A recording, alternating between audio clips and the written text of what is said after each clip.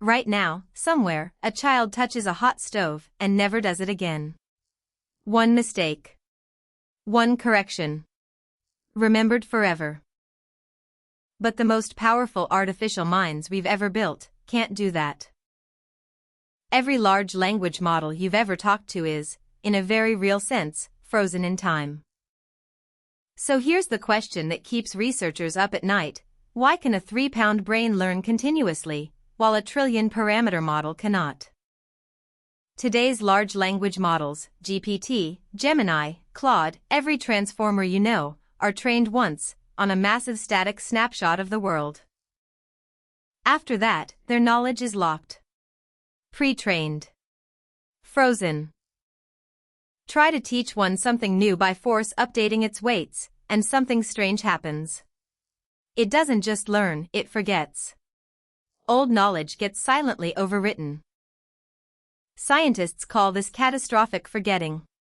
It's one of the biggest walls between today's AI and something that can truly learn the way we do.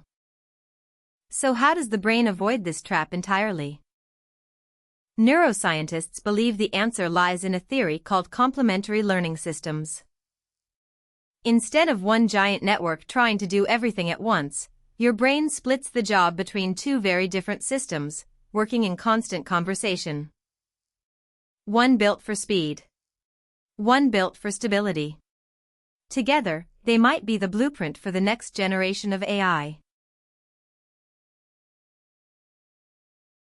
Meet the hippocampus, your brain's fast, flexible cache.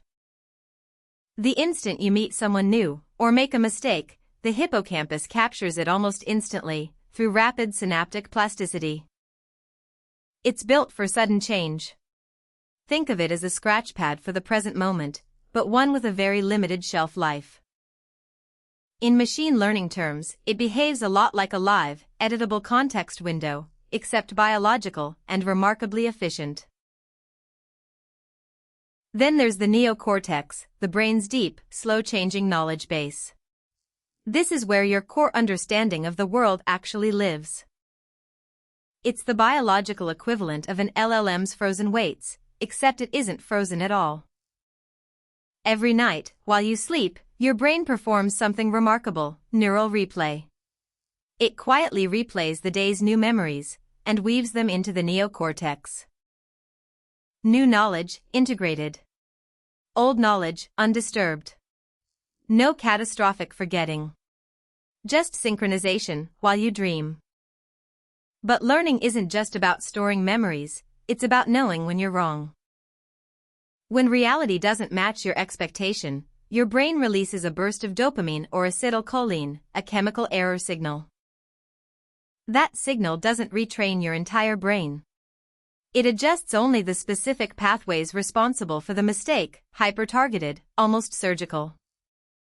Compare that to an LLM, which often needs enormous retraining, or a clever prompt, just to correct a single wrong fact. So here's the real question: could we build AI systems that learn this way, continuously, efficiently, without massive parameter counts? Increasingly, researchers think, yes.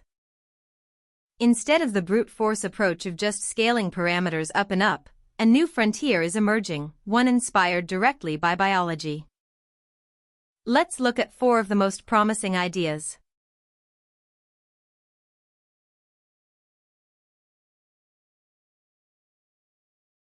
First, multi-time scale architectures, like Google DeepMind's nested learning, where some layers update fast, like a synthetic hippocampus, and others update slow, protecting long-term knowledge.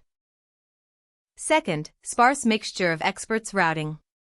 Just like your brain uses only a tiny fraction of its neurons at any moment, future models could activate only a small subnetwork, leaving everything else untouched.